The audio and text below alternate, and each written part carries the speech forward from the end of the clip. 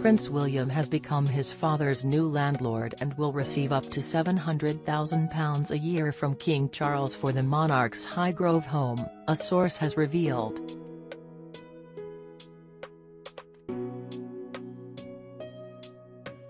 The new Prince of Wales, 40, now controls the Duchy of Cornwall and its £345 million property portfolio, including Charles' beloved 18th-century Gloucestershire estate.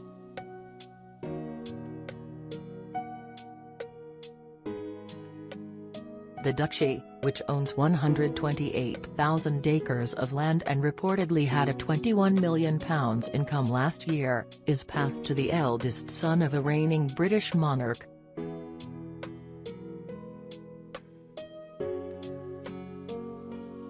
As such, the king now has to pay hundreds of thousands of pounds to his eldest son to honour the long lease he signed on Highgrove House, which was purchased by the Duchy in 1980.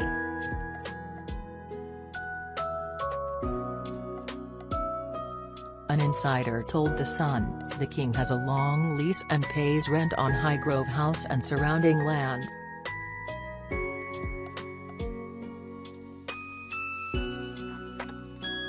Inheriting the duchy has made the new Prince of Wales the biggest private landowner in Britain, with a £1.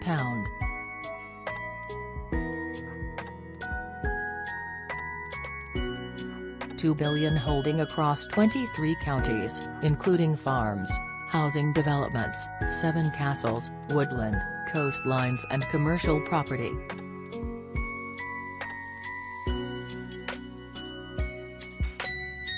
The Duchy owns most of the 200-plus Scilly Islands and rocks off the Cornish coast, including almost a third of the homes on the 5 inhabited Isles of St Mary's, Tresco, St Martin's, St Agnes, and Briar.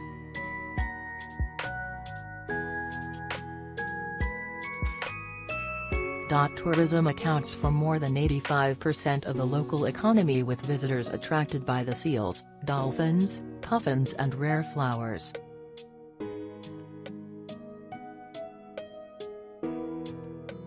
The Isles of Scilly Wildlife Trust pays the Duchy a rent of a single daffodil a year.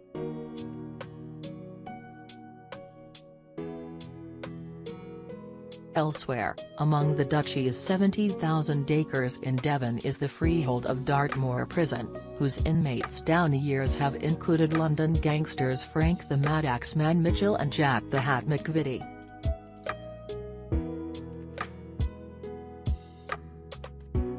The impressive property portfolio also includes the Oval Cricket Ground in South London.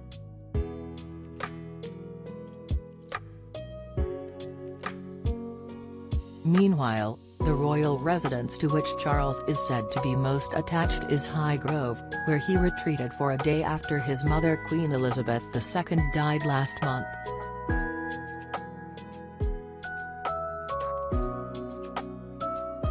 During the early years of his marriage to Princess Diana, it was their weekend home, but the princess never returned after their separation in 1992.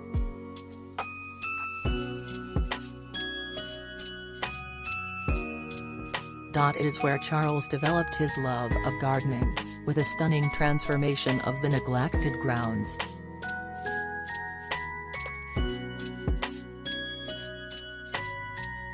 The estate is also close to Queen Consort Camilla's personal home Ray Mill House in Raybridge near Lake Up, Wiltshire, and is now a place the king and his wife deeply cherish.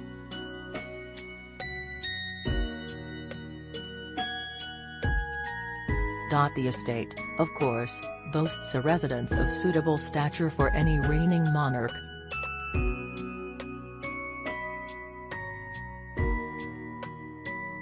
A 9-bedroom, 6-bathroom mansion, and once home of Maurice Macmillan, son of the former Prime Minister Harold Macmillan, it has beautiful interiors by the late decorator Robert Kime.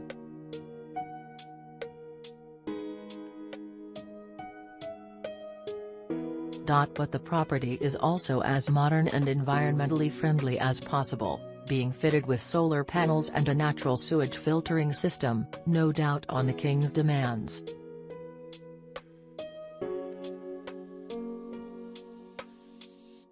Yet it is the gardens that are perhaps the most important aspect to the estate, for they have long been a key labor of love for Charles. When he bought the 18th-century home in 1980, they were unkempt and overgrown, according to the Mirror.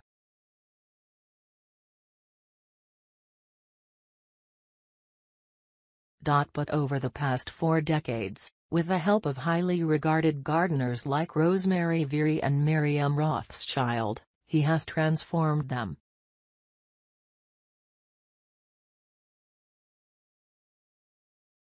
Not only are there large numbers of rare trees, flowers and heirloom seeds, there is also a wild garden, a formal garden and a walled kitchen garden.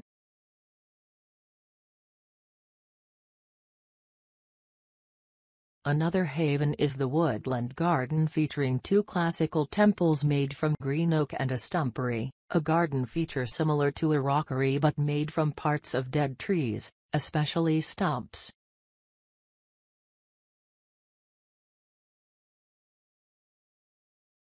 So impressive are these gardens they now attract 30,000 visitors a year, with tours taking just under 2 hours.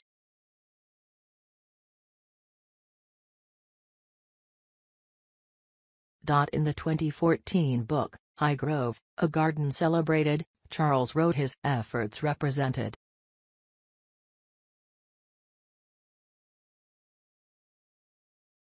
One very small attempt to heal the appalling short-sighted damage done to the soil, the landscape and our own souls.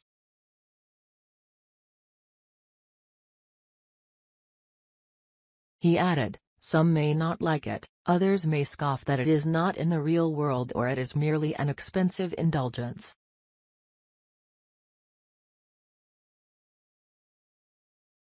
Whatever the case, my enduring hope is that those who visit the garden may find something to inspire, excite, fascinate or soothe them.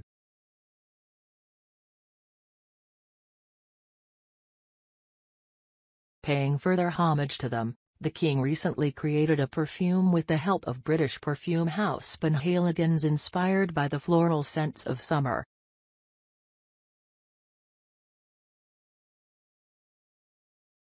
Called Penhaligon's Highgrove Bouquet Eau de Parfum, it is described as a crisp, confident burst of warm energy opening with vibrant lavender and geranium with the odor of blossoming weeping silver lime.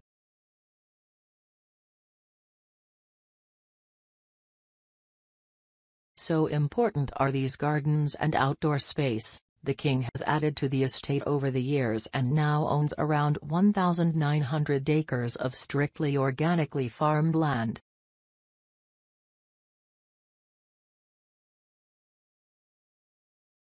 Handily, Camilla shares a love of gardening with her husband. She recently told Homes and Gardens magazine how much she enjoyed planting, weeding and just being creative.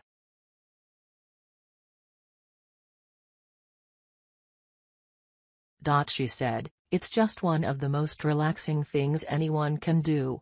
Go into the garden, get on with it,